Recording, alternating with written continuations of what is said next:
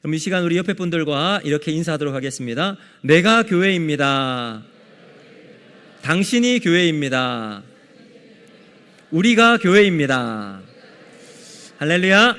아멘. 자, 오늘 말씀을 중심으로 제목이 뭐죠? 섬김이 희망이다. 섬김이 희망이다. 이런 제목으로 말씀을 전하도록 하겠습니다. 역사는 도전과 응전의 결과다.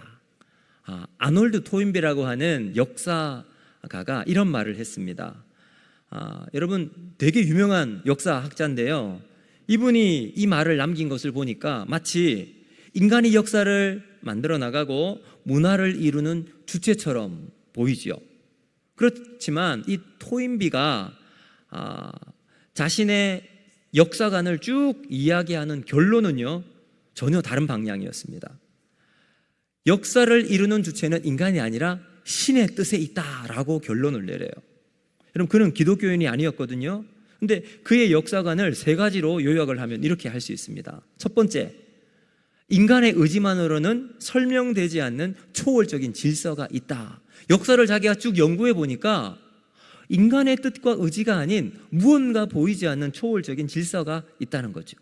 두 번째, 결국 그 역사는 신의 뜻대로 진행되더라는 거죠. 이게 참 놀라운 발견입니다. 그리고 마지막 세 번째, 아무리 작고 사소한 일이라도 우연은 없고 신의 정한 뜻만 있다라고 결론을 딱 내렸어요.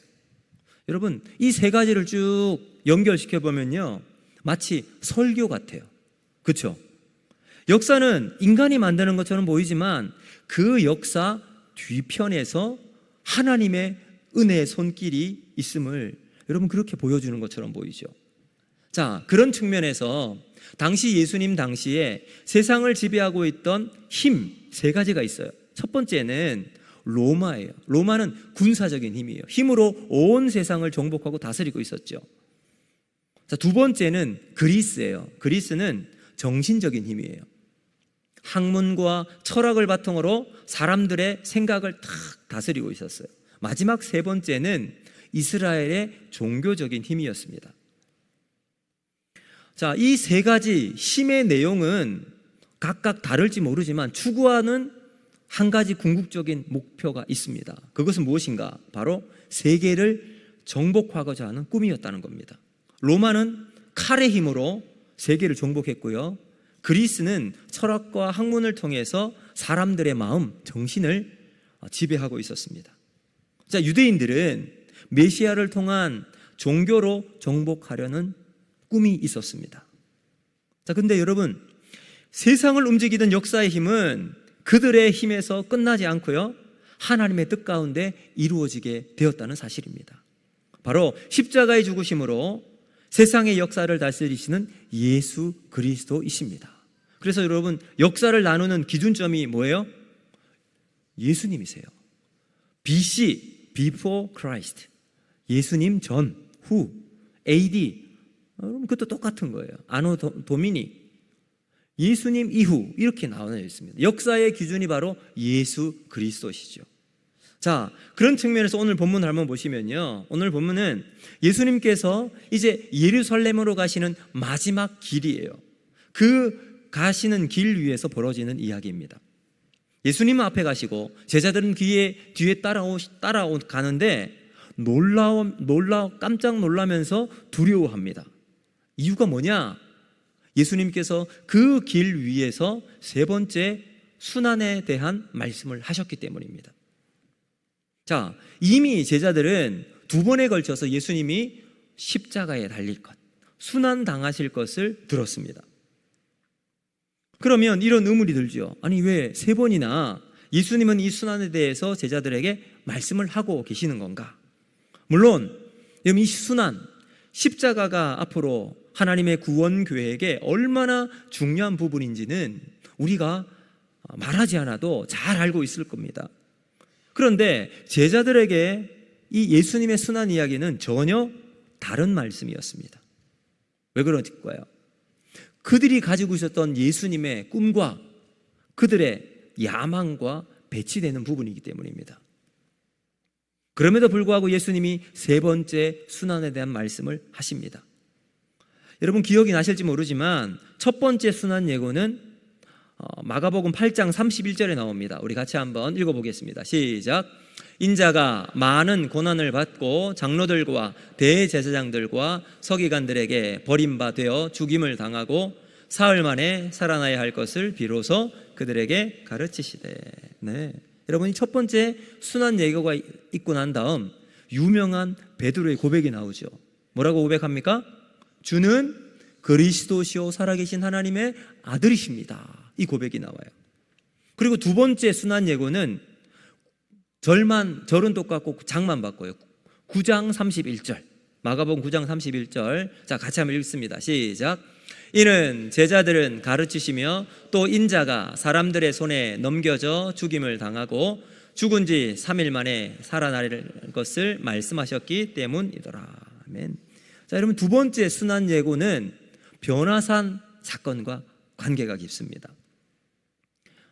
베드로가 그렇게 고백하죠. 변화산에서 예수님이 이제 변화되신 것을 보고 주님 여기가 좋사오니 우리가 초막 셋을 지읍시다 이야기했어요.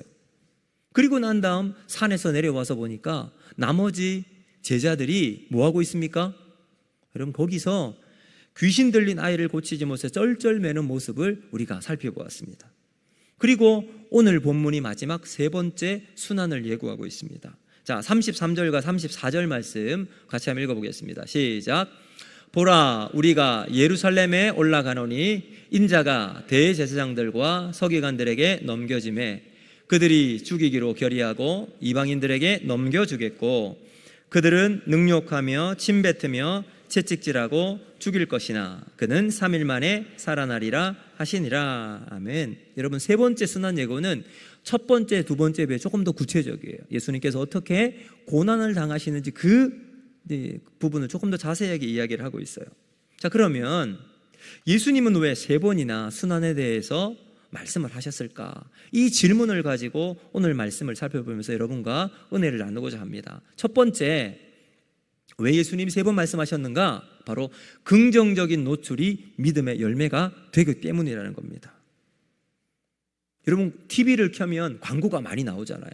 삼성이나 LG가 새로운 제품, 가전제품이나 핸드폰을 딱 내면 그냥 막 계속 그 광고가 나와요. 새로운 광고가 나오죠.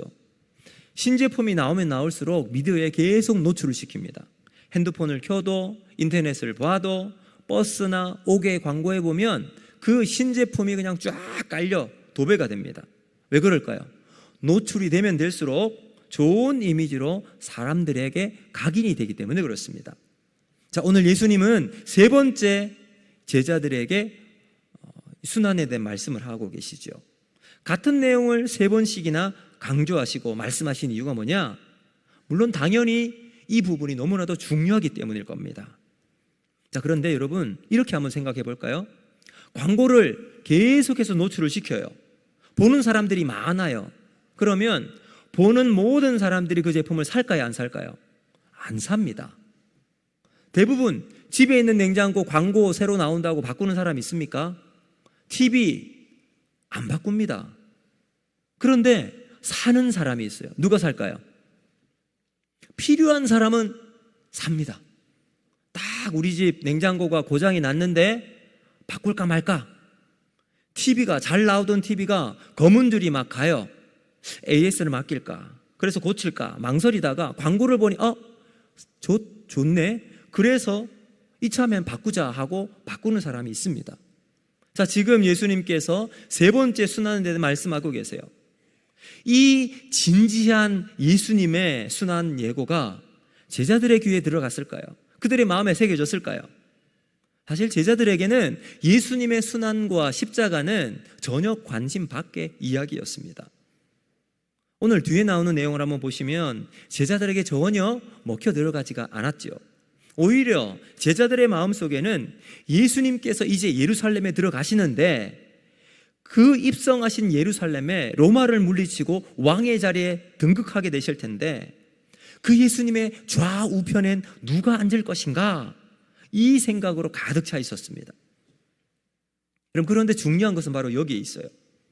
십자가의 고난이 지금 그들에겐 전혀 먹히지도 않고 들리지도 않았습니다. 관심도 없는 문제였을지 모르지만 언젠가는 깨닫게 될 날이 온다는 거예요.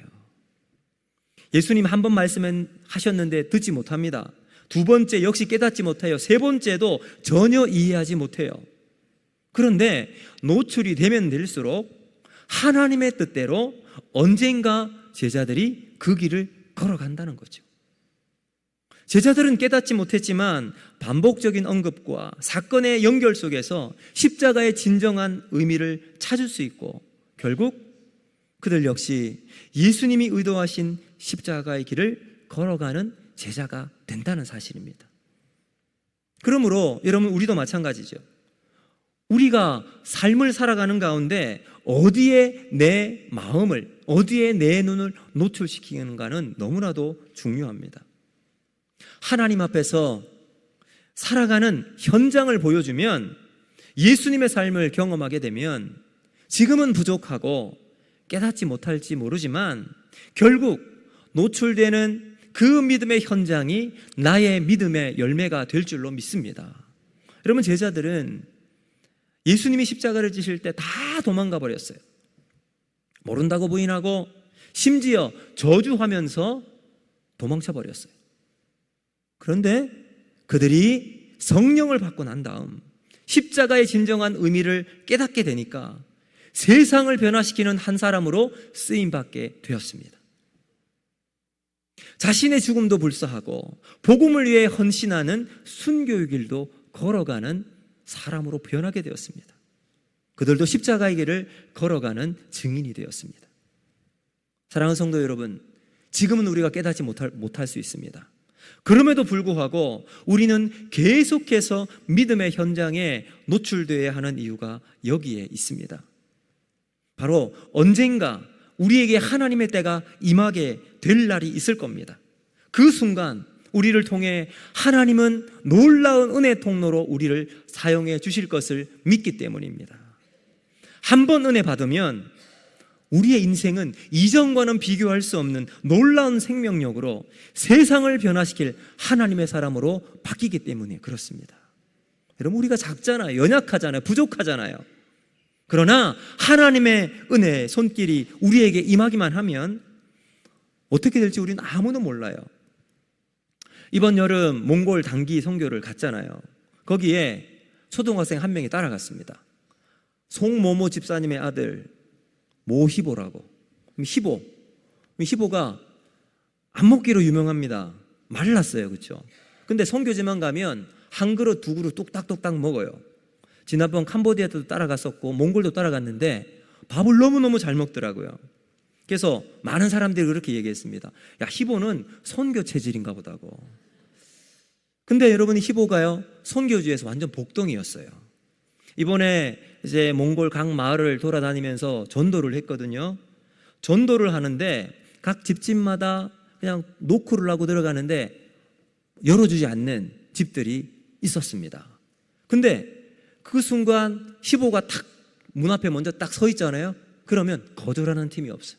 다 문 열고 귀엽다고 들어와서 그 자리에 앉아서 먹을 것도 주고, 그래서 복음을 전하면서 여러분 희보를 통해 하나님께서 그러한 역사를 만들어 주셨어요. 말은 안 통했지만 그곳에서 하나님께서 복음을 전할 수 있도록 만들어 주셨어요. 선교 현장에 노출되어 있는 희보, 여러분 앞으로 주목해 주시길 바랍니다. 그러므로 여러분 우리는 최대한 은혜의 현장에 우리를 노출시켜야 합니다. 우리가 어떻게 은혜의 현장에 노출되어 있을까요? 예배의 자리를 지키시길 바랍니다. 기도의 현장에 여러분 기도하시길 바랍니다. 은혜의 자리에서 하나님의 손길을 경험하는 여러분 그러한 믿음의 역사가 우리에게 나타나길 바랍니다. 여러분 수요 예배 여러분 많이 오시길 바랍니다. 빈자리가 있어요. 누가 채울 수 있습니까? 집사님이 가세요? 아니요, 내가 가야 합니다. 새벽에 기도하면서 영적으로 여러분을 좀 노출시키길 바랍니다. 예배는 시간을 내기 힘든데 노는 데는 시간을 내서 갑니다. 기도 시간을 기도하라고 하는데 잠자기 때문에 새벽을 깨우지 못한다고 해요. 근데 취미를 위해서는요 잠도 포기해요. 아이들 때문에 바쁜 거 압니다. 직장 때문에 힘든 것도 알고 있습니다. 그런 여러분의 현실을 이해하지 못하는 것은 아니에요. 그러나 최소한 그런 이유로 여러분의 신앙을 합리화하지 않았으면 좋겠습니다. 바쁘니까 안 가도 돼. 일이 있으니까 빠져도 돼. 여러분, 그러다가 믿음의 현장에서 영적인 노출이 여러분에게 점점 심해져 가면 나중에 어떤 일을 여러분이 감당할 수 있겠습니까? 여러분, 좋은 것에 여러분을 노출시키길 바랍니다. 유튜브, 세상 것에 여러분 마음과 눈을 다 빼앗기지 마시고 하나님 앞에 여러분을 노출시키는 우리 모두가 되기를 주님의 이름으로 축복합니다. 여러분, 오늘 예배에 집중해서 드리고 있는 우리 학생들과 청년들을 주목해 보십시오. 분명 하나님은 이 아이들과 청년들을 통해서 하나님의 일을 감당하실 줄로 믿습니다. 예배에 노출되고 은혜에 노출되고 성령에 노출되면 그 영향력을 고스란히 스며들고 빨아들이는 거예요. 그리고 하나님의 시간이 임하게 될 겁니다. 카운트다운이 시작될 거예요. 10, 9, 8, 7, 5, 4, 3, 2, 1 마지막 땅 하면 그 순간 하나님의 시간이 하나님 손에 붙잡혀 그 한 사람을 통해 위대한 하나님의 일꾼으로 쓰임받게 된다는 거죠.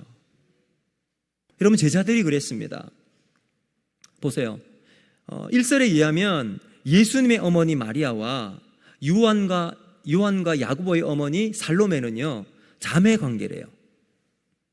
이 두 제자와 예수님의 관계는 뭐예요? 사촌지간이죠. 그래서 마태복음을 따르면 동일한 내용을요 예수님의 이모인 살로메가 직접 가서 예수님께 청탁을 해요. 예수님, 두 아들 예수님 좌우편에 앉혀주세요.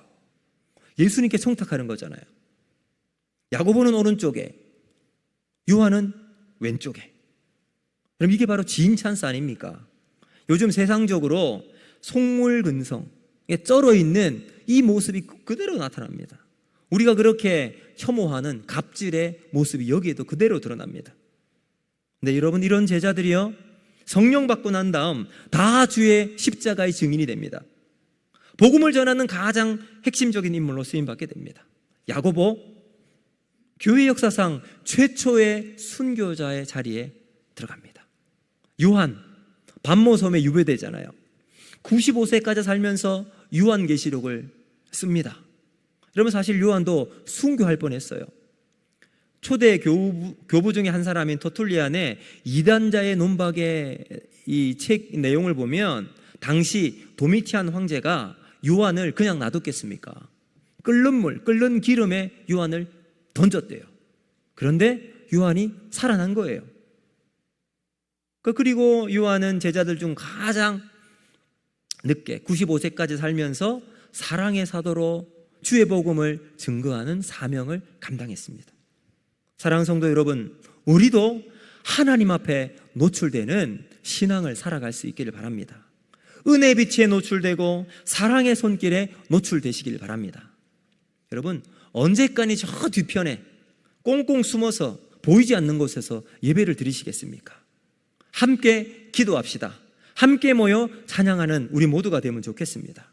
그래서 은혜 현장에서 하나님의 손길을 만나 여러분 스스로 날마다 하나님 앞에 노출시키는 믿음의 증인으로 살아갈 수 있기를 주님의 이름으로 축복합니다. 이제 두 번째는 자리보다 역할이 중요하기 때문에 세 번이나 예수님께서 말씀하신 거예요.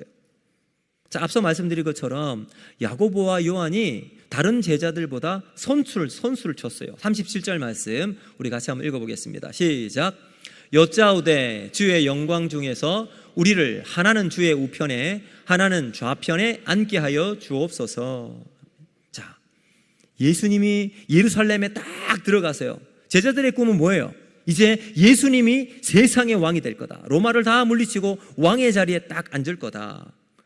이때 야고보와 요한이 가장 빠르게 예수님께 달려가서 이야기하는 거예요. 그러면 예수님 우리를 좌우편에 앉혀주십시오.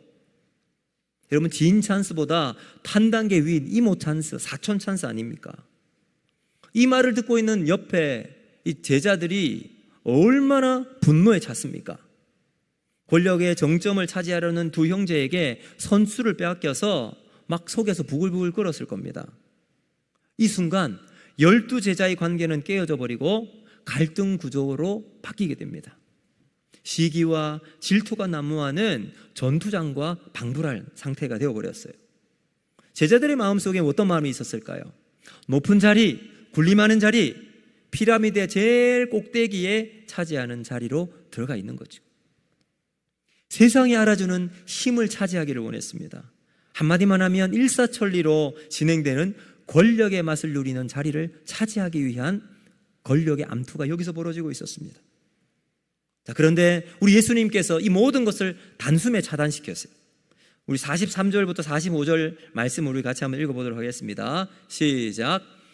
너희 중에는 그렇지 않을지니 너희 중에 누구든지 크고자 하는 자는 너희를 섬기는 자가 되고 너희 중에 누구든지 으뜸이 되고자 하는 자는 모든 사람의 종이 되어야 하리라. 인자가 온 것은 섬김을 받으려 함이 아니라 도리어 섬기려 하고 자기 목숨을 많은 사람의 대속물로 주려 함이니라. 아멘. 여러분, 세상의 기준은 뭐라고 하죠? 힘이에요. 세상의 질서는 권력을 누가 차지하느냐가 달려 있습니다. 그런데 예수님 뭐라고 말씀하세요? 하나님 나라는 그렇지 아니하다. 하나님 나라의 기준은 힘이 아닌 섬김이다. 누구든지 크고자 하는 자는 섬겨라. 으뜸이 되고자 하느냐? 종이 되어라. 오늘 또 김선민 의원 오셨는데 잘 섬겨주시길 바랍니다. 여러분, 하나님 나라의 리더십은 자리가 아닌 역할이에요. 그래서 여러분, 리더십의 방향은 위와 아래, 수직이 아니에요. 서열로 맨 꼭대기에 올라가는 사람의 리더가 되고 그 밑에 있는 사람은 따라가는 팔로우가 아니에요. 하나님 나라 리더십의 방향은 앞과 뒤예요. 앞과 뒤예요. 리더는 앞에서 길을 터주는 사람이에요. 그리고 뒤에서 받쳐주는 역할을 하는 사람이 바로 리더라는 거예요. 보세요. 우리 예수님께서 그 길을 친히 우리에게 보여주십니다. 우리 인생을 한번 보세요, 여러분. 죄로 말미암아 완전히 막혀있는 인생이었잖아요. 그런데 예수님의 십자가를 앞에 두고 그 죄악의 길을, 시온의 대도를 팍 뚫어주세요. 그리고 예수님이 승천하시고 성령을 모든 믿는 자에게 보내주십니다. 여러분, 우리는 다 뒤처져 있는, 약하고 연약하고 부족하고, 그런데 성령 받은 사람은 믿음의 길에서 같이 갈 수 있는 거예요. 어떤 힘으로? 성령의 힘으로 그 길을 감당할 수 있게 됩니다. 성령이 우리를 밀어주시는 힘이에요. 사랑하는 성도 여러분, 우리는 자리, 이 포지션에 관심이 너무 많습니다. 회사에서도 직급에 따라 자신의 존재감이 달라지잖아요. 여러분, 존재감만 달라집니까? 연봉도 차이가 있습니다. 그래서 이 자리에 목숨을 겁니다. 부장이냐, 상무냐, 전무냐, 사장이냐. 여러분, 여기에 우리는 막 온통 관심이 가 있습니다. 근데 우리 주님 뭐래요? 자리가 아니라 역할이래요. 여러분, 한자로 직업이라는 말이 있잖아요.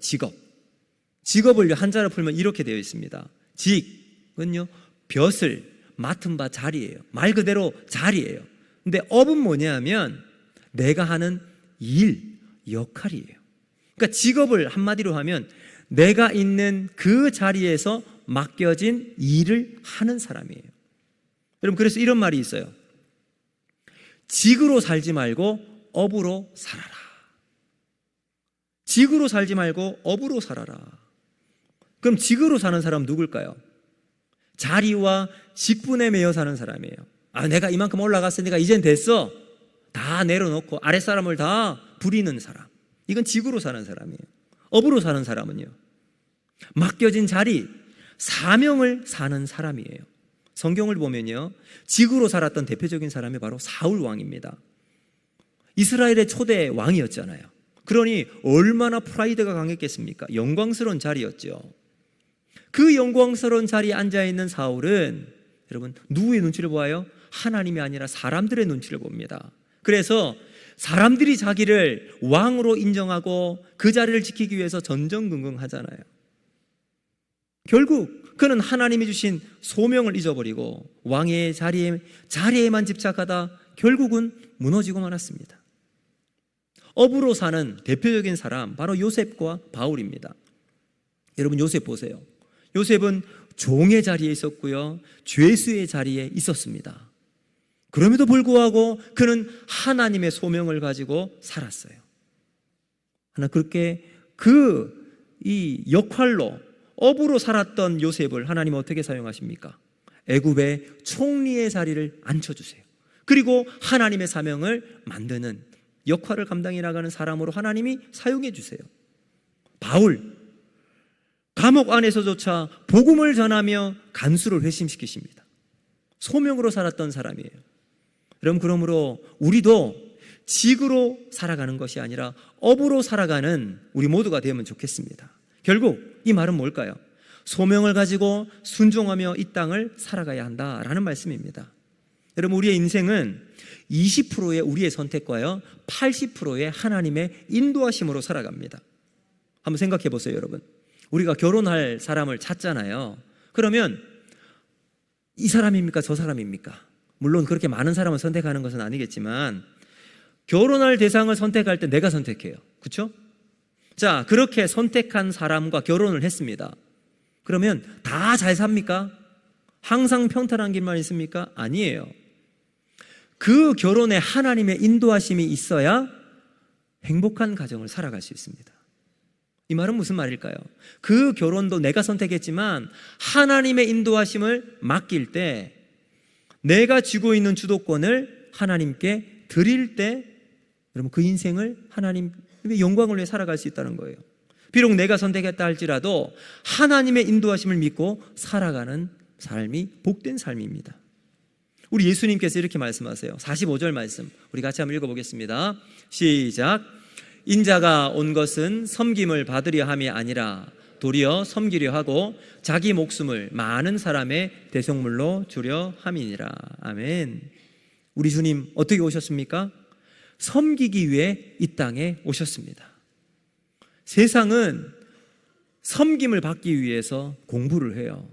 섬김을 받기 위해서 높은 지위를 차지하려고 합니다. 섬김을 받기 위해서 권력도 잡고 돈도 봅니다. 그래서 세상은 섬김을 받는 자를 높여줘요. 높은 자리에 있는 사람을 섬겨요. 그리고 여러분, 섬기는 사람이잖아요. 낮게 봐요. 힘없는 자가 힘 있는 자를 섬겨야 하는 논리가 세상의 질서예요. 그런데 예수님이 이 모든 세상의 논리를 십자가로 다 부수십니다. 깨어버리셨어요. 그리스도로 세상 가운데 섬기는 자로 예수님이 모범을 보여주시죠. 그렇다면 우리는 어떻게 살아가야 할까요? 우리도 세상 가운데 섬기는 자로 살아가야 할 줄로 믿습니다. 여러분이 섬김은 하나님께서 주신 것을 가지고 섬기라고 보내세요.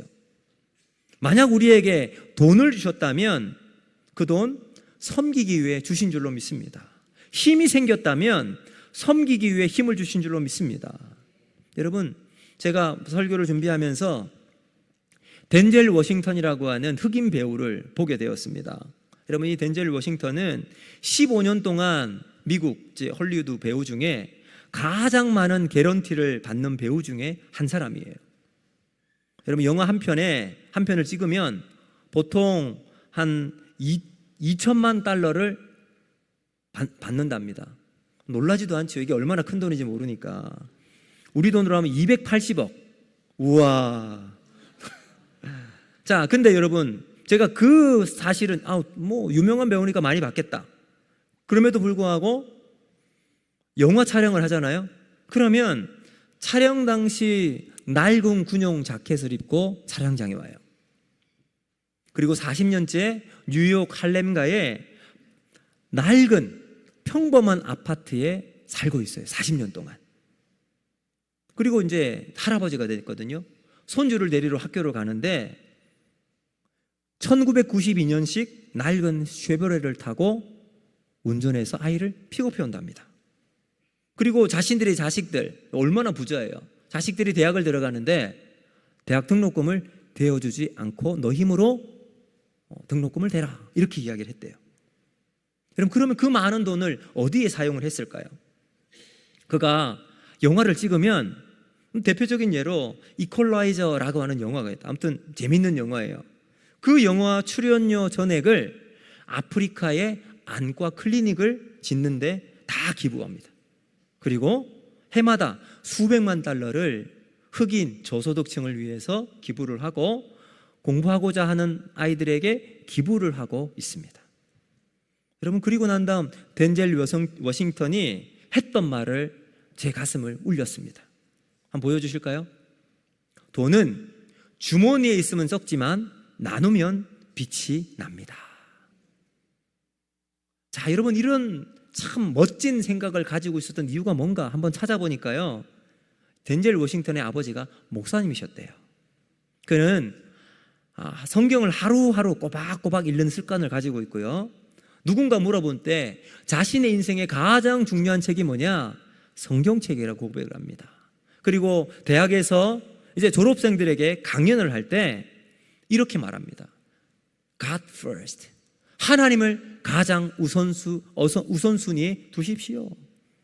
그리고 자신의 연기와 삶의 방향을 하나님의 인도하심이 있음을 수차례 고백했습니다.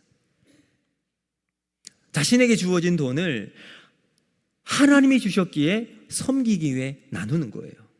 자신의 인생을 이렇게 인도하신 하나님을 믿기에 주신 그 재물을 나누는 삶을 살아갔던 덴젤 워싱턴.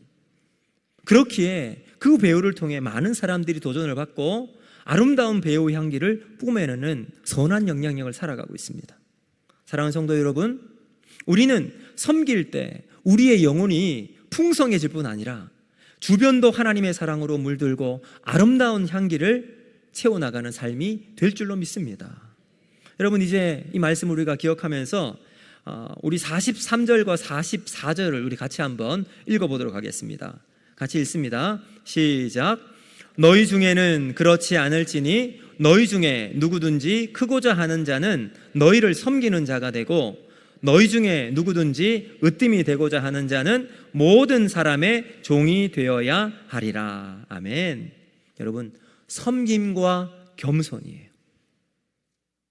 예수님께서 십자가의 본을 보여주신 이유, 우리는 이 땅에 섬기기 위해 온 줄로 믿습니다.